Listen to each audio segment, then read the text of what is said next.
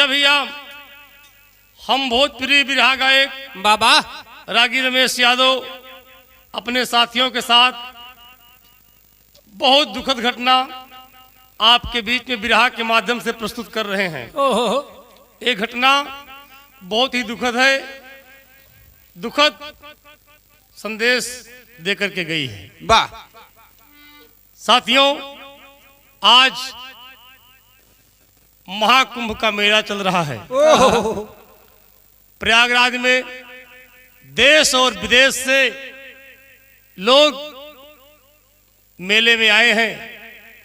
तमाम साधु यति सन्यासी एक से एक बढ़कर के लोग आए हैं। वाह वाह, लेकिन इसी बीच वाह 29 जनवरी को करीब 1 से 1:30 बजे रात को अचानक भगदड़ मचती है, बैरिकेटिंग टूट जाती है और लोग भगदड़ में बाबूजी अपनी जान को गंवा बैठे। ओहो, जो खबर मीडिया के माध्यम से मिल रही है, वाह लगभग 30 लोग मौत के मुंह में जा चुके हैं, 90 लोग घायल हैं। ओहो, तो जिनकी मृत्यु हो गई, हम अपने बिरहा के माध्यम से उनको सच्ची श्रद्धांजलि अर्पित करते हैं। वाह वाह, और जो लोग घायल हैं, ईश्वर से हम प्रार्थना करते हैं कि वो जल्द से जल्द स्वस्थ हो जाएं। वाह। हमारे कवि गुरुशरण यादव जी ने 4 लाइन भूमिका में भाव दिया मास्टर। अरे बाबा। कहना है,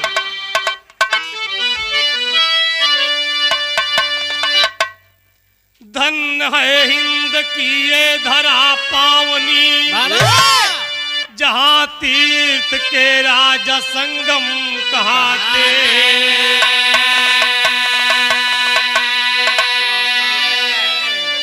जहाँ देविया रूप नदियों का लेकर परमारथ में अपना सब कुछ लुटाते।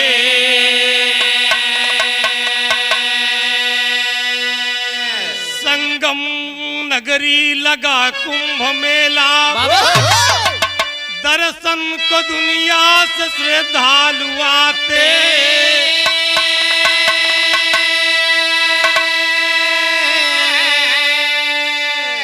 गुरु शरण करे नमन तीरथ के राज का, है स्वयं देवता जिसकी महिमा है गाते।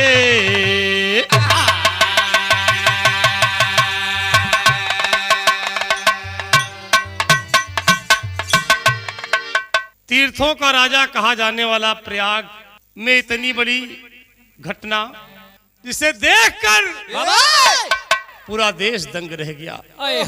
दोस्त, जो लोग देखे होंगे मीडिया के द्वारा, एकदम सबका कपड़ा, बैग, जूता, चप्पल एक के ऊपर एक लोग चढ़ गए बाबूजी और मौत के मुंह में समा गए। एक लाइन कव्वाली के भाव लगे थे मास्टर साहब।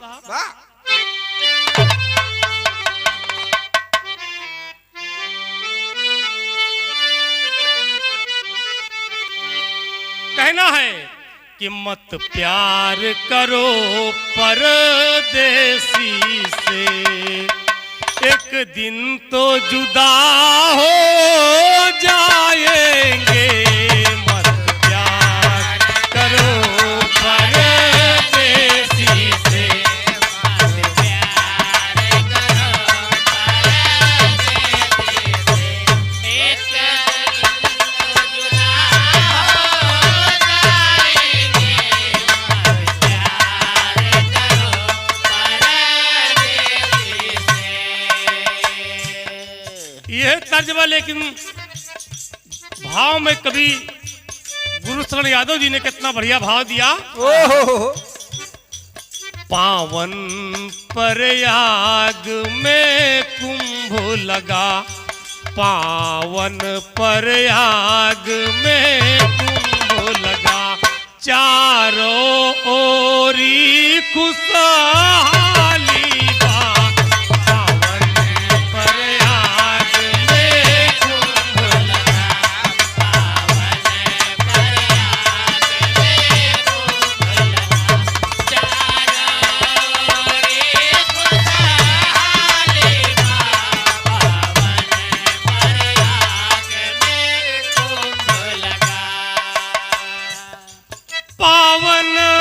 प्रयाग में कुंभ लगा बाबा चारों ओरी खुशहाली बा दर्शन करने नर नारी चले दर्शन करने नर नारी चले पूरी दुनिया ही सवाली बा दर्शन करने नर नारी चले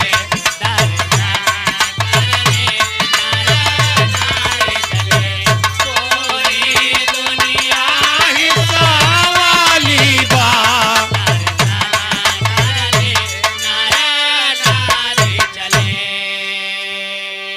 यहीं से कहानी की शुरुआत हुई मास्टर।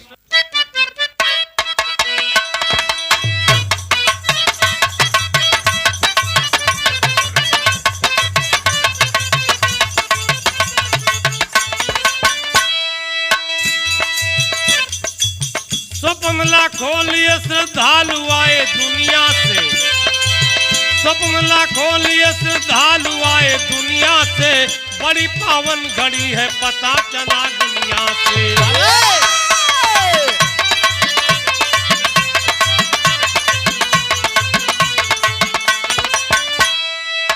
बड़े बड़े मठाधीशों ने यह ऐलान किया अपने अपने ज्ञान से इसका बखान किया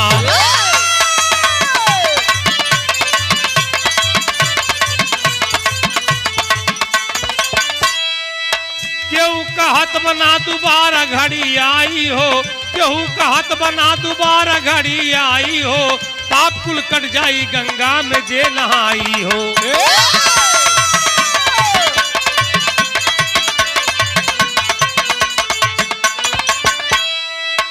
आस्था का प्रतीक देश कहा जाता है आस्था का प्रतीक देश कहा जाता है धर्म या मानव में लोटा डोरी का नाता है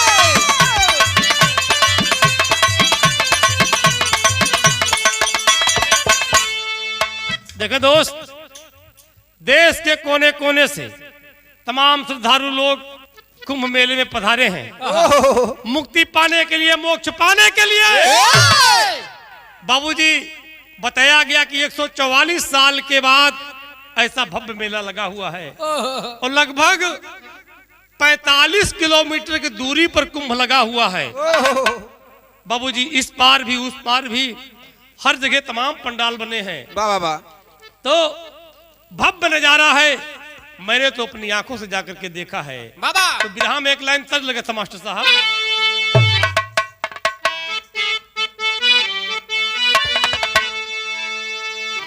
तर्ज है मरही के राहे लाता मारदा न जान से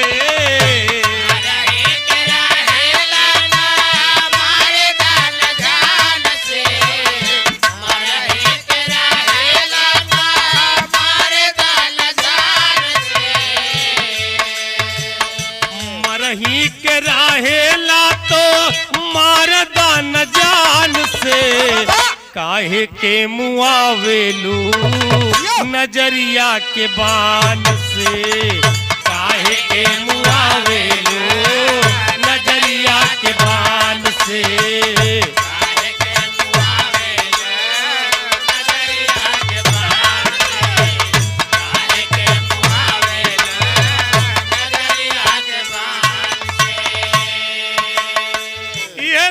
भैया लेकिन हमारे कवि गुरुशरण यादव जी ने कितना बढ़िया भाव दिया वारे कवि जी धर्मी पताका लहरल स्वर्णिम गाज हो धर्मी पताका लहरल स्वर्णिम गाज हो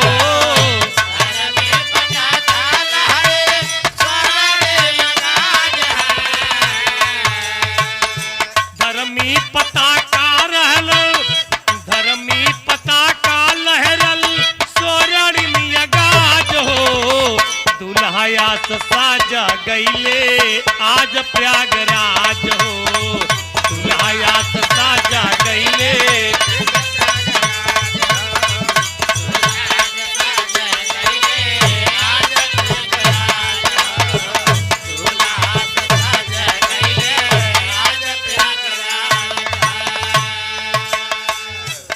बाबूजी एकदम दुल्हा की तरह सजाया गया है। वाह क्या नजारा है ए बाबूजी। हाँ शासन प्रशासन यासन छोड़ टूट गई ले, शासन प्रशासन यासन छोड़ टूट गई ले।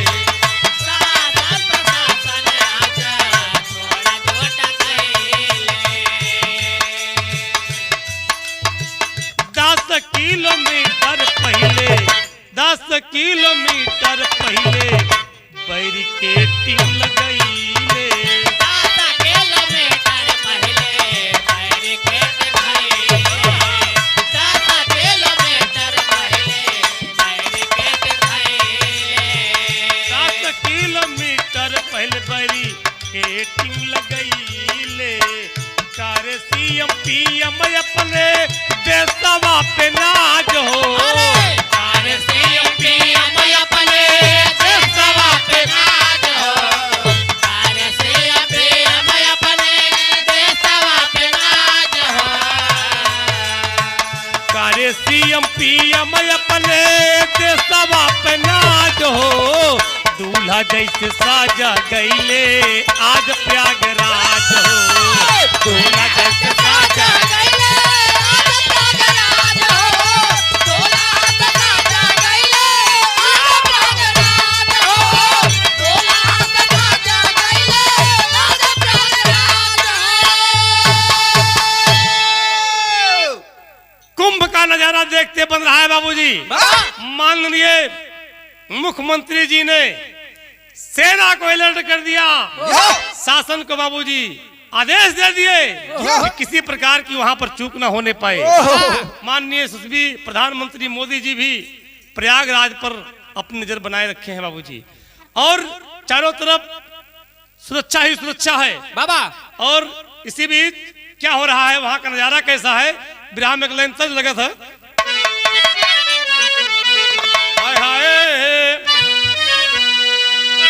अरे नजर ना लागे, नजर ना लागे, अरे गोरी तोरी पतरी कमर पे नजर ना लागे, गोरी तोरी पतरी कमर पे नजर ना लागे, गोरी तोरी पतरी कमर पे नजर ना लागे।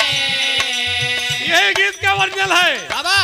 लेकिन भाव में कवि जी ने लिखा, जयकारा लागे, जयकारा लागे, गजबे बा संगम कहना जा रहा, जयकारा लागे, गजबे बा संगम कहना कवि दुश्मन जी। गजबे बा संगम कहना जा रहा, जयकारा लागे ना हो, जयकारा लागे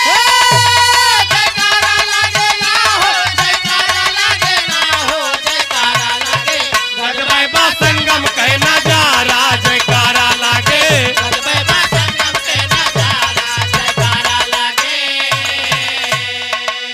केहू अकेल केहू लड़कन के साथ,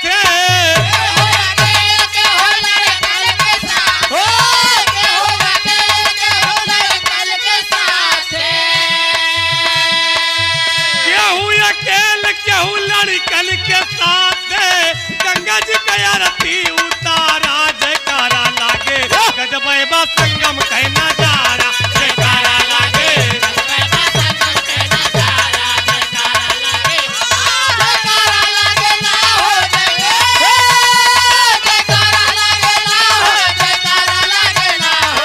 अरे जिया भैया बहुत अच्छा मुन्ना।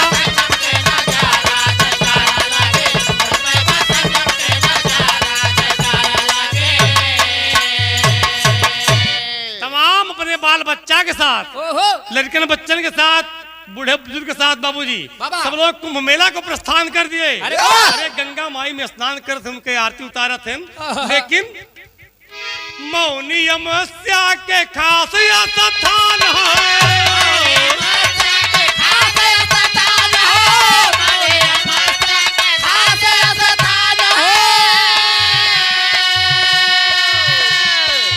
सपना सजावे, सपना सजावे, सब करब या स्नान हो,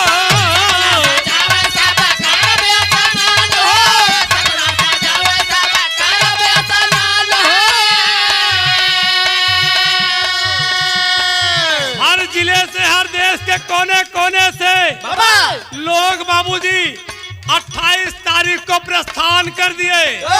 जाकर वही गंगा के घाट पर तमाम लोग ही हमन में सोचे कि यहीं पर हम विश्राम करेंगे, सो जाएंगे। रात में 12-1 बजे करीब में डुबकी लगाएंगे। बैरिकेडिंग लगी है बाबूजी। बाबा भीड़ बढ़ती जा रही है, भीड़ बढ़ती जा रही है। यहाँ तक बाबूजी भीड़, शासन प्रशासन लगा हुआ है लेकिन भीड़ को नहीं रोक पाए।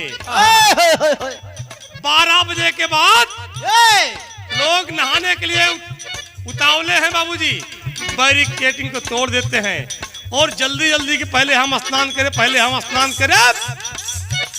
लोग जाते हैं, बाबा करोड़ों की संख्या में लोग जाते हैं बाबूजी जहां लोग सोए हैं। बाबा जहां लोग सोए हैं इतनी तेज भगदड़ मची उस घाट पर जाने के लिए कि जो लोग सोए थे बाबूजी उनके ऊपर चढ़ चढ़ के लोग चले जा रहे थे। इतनी जोर भगदड़ मची कि जो जहां गिर गया दोबारा उठ नहीं पाया। किसी माँ अपने बच्चे के साथ लेटी है, किसी बेटा अपनी बूढ़ी माँ के साथ लेटा हुआ है। लोग दौड़ पड़े बाबूजी, उसी में लोग कुचल दिए गए। उसी में कुचल दिए गए तो कहना है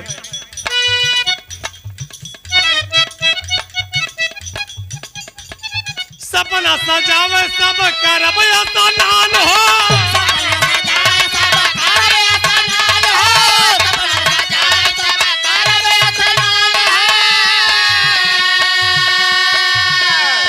अरे एक भेड़िया काबू हो गईले,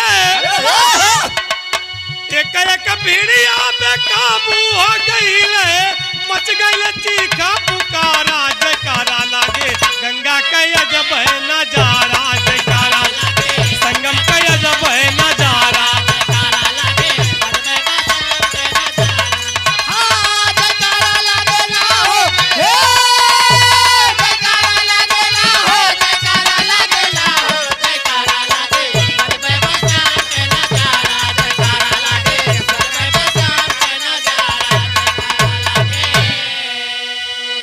बाबूजी भगदड़ मची, लोग एक के ऊपर एक गिरे। जो लोग सोए थे बाबूजी उनको कुछ सोचने समझने का मौका नहीं मिला।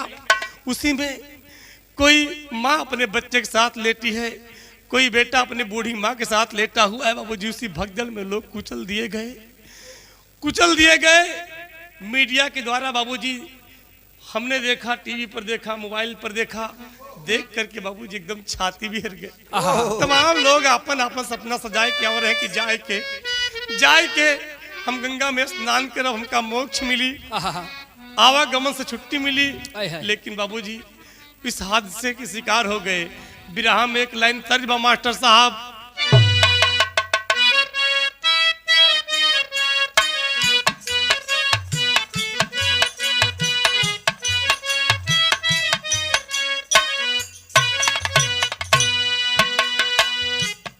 कहना है मथुरा नगरिया में फरली बैरिया हो, राधा तुरई डारिया झुकाए हो। मथुरा नगरिया में फरली बैरिया हो, राधा तुरई डारिया झुकाए हो। मथुरा नगरिया में फरली बैरिया हो, राधा तुरई डारिया झुकाए हो। ए बाबूजी लोग सोए हैं, भगदड़ मची उसी में दब गए। कवि जी भाव लिखते हैं, केहू के हाथ टूटल, केहू के पौआ हो, केहू के हाथ टूटल, केहू के पौआ हो, केहू गईले स्वर्ग सीधार हो। केहू के हाथ टूटल, केहू के पौआ हो, केहू गईले स्वर्ग सीधार हो। केहू के हाथ टूटल, केहू के पौआ हो, केहू गईले स्वर्ग सीधार हो। भैया एक बेरा जे भी गिरा गईले धरतिया पे।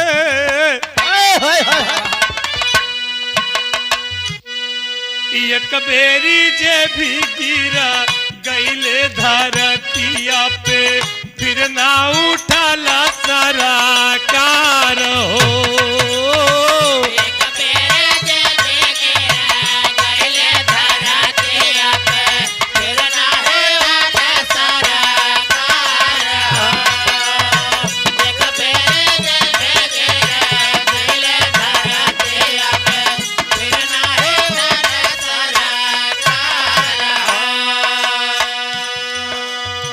ए भैया जे एक बारी गिर गया वो दोबारा उसको उठने का मौका नहीं मिला। और जो लोग सोए हैं वो तो बेचारे नींद में हैं, उनको क्या पता क्या हो रहा है। आए थे गंगा स्नान करने लेकिन उनको अपनी जान से हाथ धोना पड़ा। कहना बा केहू अपने बचवा के भीड़ से निकारे,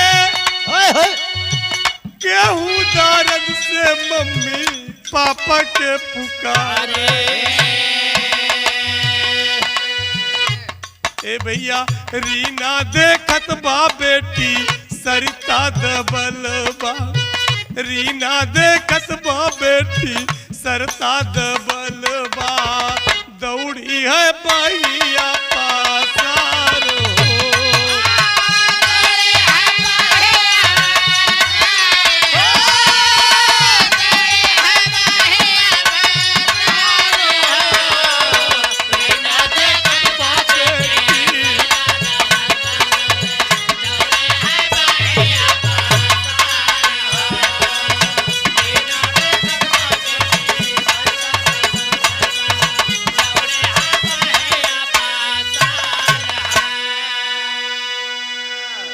बाबूजी कोई मम्मी को पुकार रहा है, कोई पापा को पुकार रहा है, कोई अपने बच्चे को पुकार रहा है, लेकिन उस भगदड़ में किसी की आवाज किसी को सुनाई नहीं पड़ रही है। वही प्रयागराज की रहने वाली एक रीना, जिसका नाम रीना बताया गया, उसकी बिटिया सरता उसी भीड़ में दब गई, दौड़ती है बाह पसार करके, लेकिन बाबूजी उसकी बिटिया दब करके खत्म हो जाती है।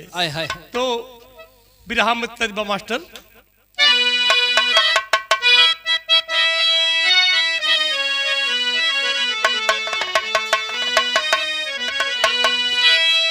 अरे लूट लिया परिवार है मेरा बाबा। ये तर्जबा लेकिन कहना पड़ा। कबीर जी सवाल करते हैं अरे के बा जिम्मेदार भैया,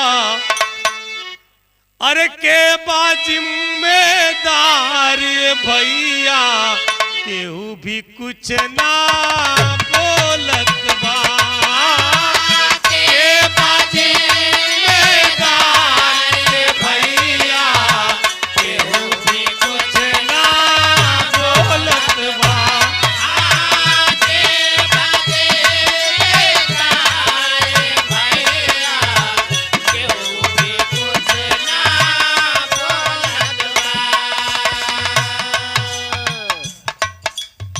किसकी जिम्मेदारी है इसका जिम्मेदार, इस घटना का जिम्मेदार कौन है? कोई कुछ बोलने के लिए तैयार नहीं है, लेकिन जो नेता लोग हैं अपनी राजनीतिक रोटियां सेक रहे हैं। दोस्त ये राजनीति का अखाड़ा नहीं है, राजनीति का विषय नहीं है।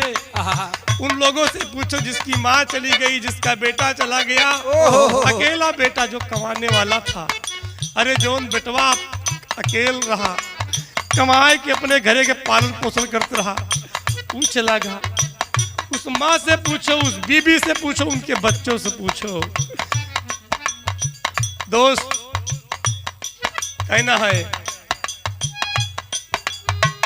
कुछ नेताओं की भाषा से और हृदय में घाव हुआ है, कुछ नेताओं की भाषा से और हृदय में घाव हुआ है, कुछ नेताओं की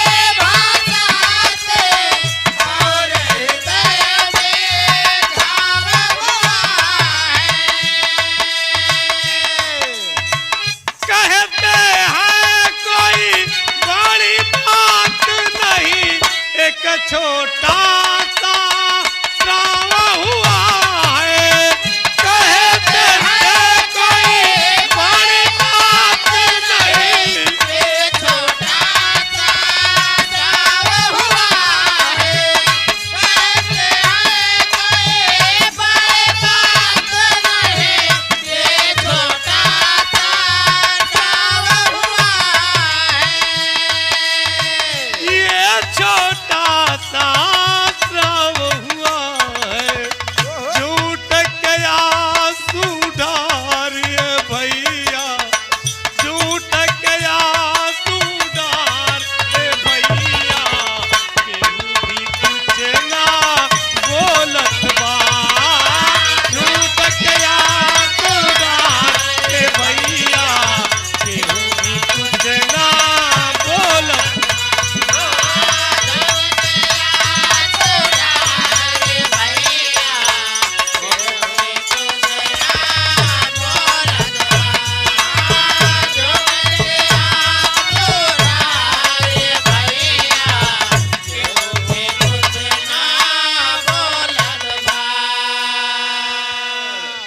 कोई कुछ बोलने के लिए तैयार नहीं है बाबूजी। लोग दौड़ रहे हैं, बिलख रहे हैं, अस्पतालों का चक्कर लगा रहे हैं, अपने अपने को ढूंढ रहे हैं, कहीं कुछ पता नहीं चल रहा है। तो राजनीति करने की बात नहीं है दोस्त। इस विरह में तेरी के अंदर भाव दिए कवि जी ने। अरे राम अपनी अंबर गमगीन हो गया, अरे तो से पूछा जे कर गया सहारा छीन, अपनी अंबर गमगीन हो गया।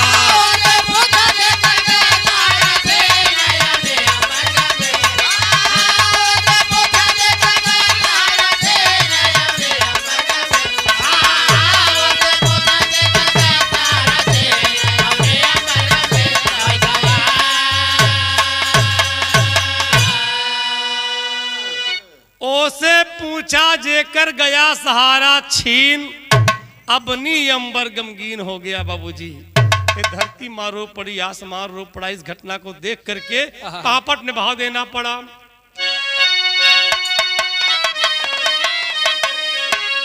अरे दुनिया के जब मिली खबर, बड़े भोर शोर चहुओर भइल, और दृश्य देख कर हृदय गया झकझोर, शोर चहुओर भइल।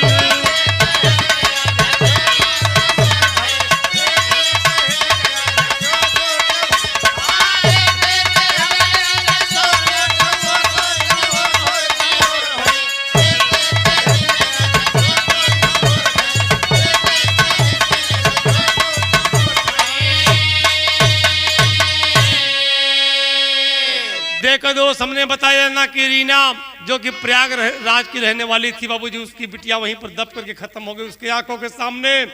और यहाँ देखें, अरे गोंडा के एक रुकई डिहवा के, गोंडा के रुकई डिहवा का, अरे उजड़ गया परिवार हो। एक परिवार के 3 लोग हादसे के भय शिकार हो। अरे बुढ़वा बाप रोवत बा, बुढ़वा बाप रोवत जोर जोर है शोर भइल, और पूछे दुल्हन पिया गए कहीं और, कहूँ शोर भइल, पूछे दुल्हन पिया गया कहीं और।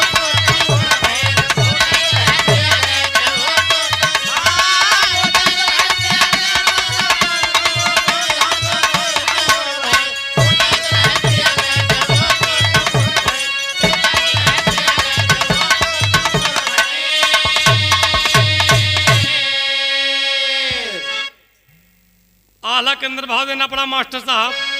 गोंडा का एक परिवार जो रुकई डिहवा के रहने वाले थे, उनके परिवार के बाबूजी 3 लोग इस हादसे में, इस भगदड़ में मौत के मुंह में चले गए। आला में कहना पड़ा, अरे कब तक लाश ऊपर,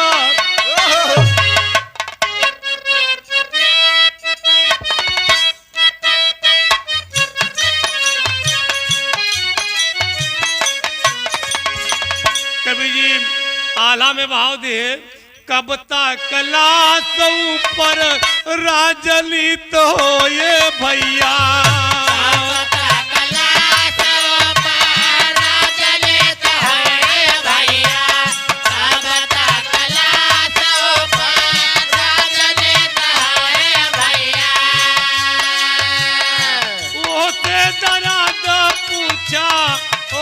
पूछ जे करऊ चढ़ गईल परिवार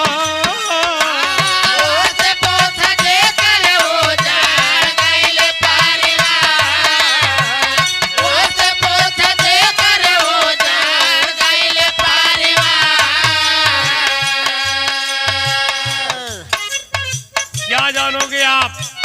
राजनीति करने वाले आपको क्या पता चलेगा? उन लोगों से पूछो जिनके मांग का सिंदूर चला गया, जिनके कोख का बेटा चला गया, जिनके बेटे की मां चली गई, बाप का साया सबसे चला गया। उन लोगों से पूछिए आप। कवि जी भाव लिखते हैं, लखनऊ से मंजू पांडे, मऊ से प्रभावती, लखनऊ से मंजू पांडे, मऊ से प्रभावती, लखनऊ से मंजू पांडे, मऊ से प्रभावती, बालिया सरीना रोसानी गई माँ,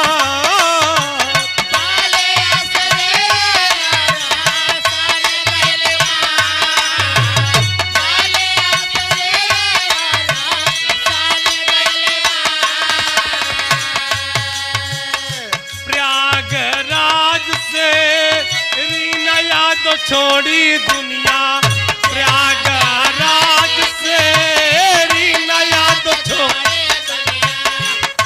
प्रयागराज से रीना याद छोड़ी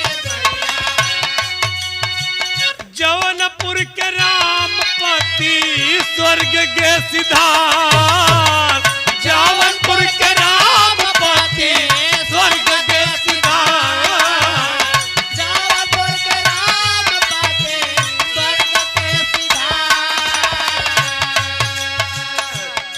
जितना भी लोग बाबू जितने भी लोग हादसे में मारल गईले तो सब ही कर अच्छा करे करता।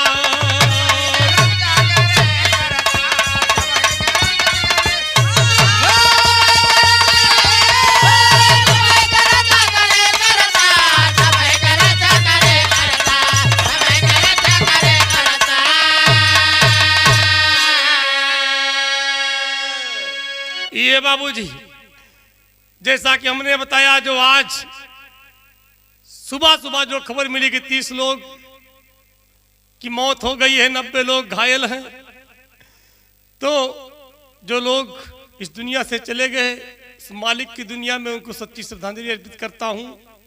और जो घायल हैं उनको इस वर्ष जल्द जल्द स्वस्थ करे। और जैसा कि प्रदेश के मुख्यमंत्री जी ने ऐलान कर दिया कि जो लोग जिन लोगों की मौत हो गई है उनके परिवार वालों को 25-25 लाख रुपए का मुआवजा दिया जाएगा।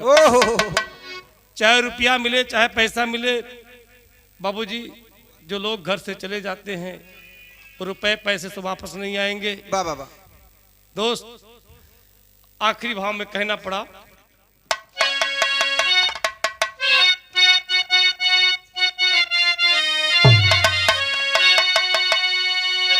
अरे रखिया सावधानी न मनवा में अचेत रहिया, रखिया सावधानी न मनवा में अचेत रहिया, फिर से घटे न ऐसी घटना सचेत रहिया।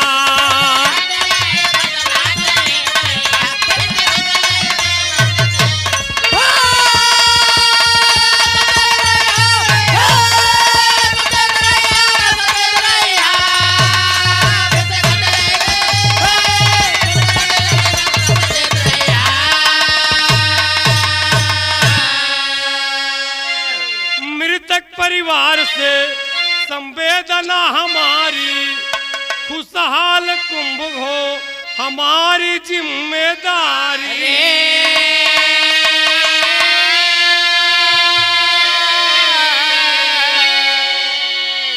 मृतक परिवार से संवेदना हमारी, खुशहाल कुंभ हो हमारी जिम्मेदारी।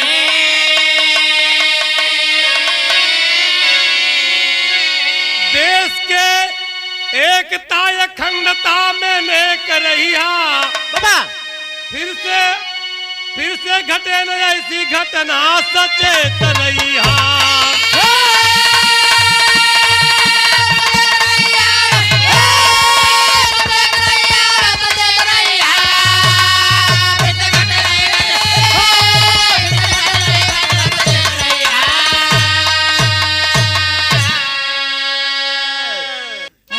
बदलदास जगजीवन मया राम बलिहारी, सूरज पाल गुरु स्वर्ग में गईले, अरे जगन्नाथ जी बने पुजारी हो।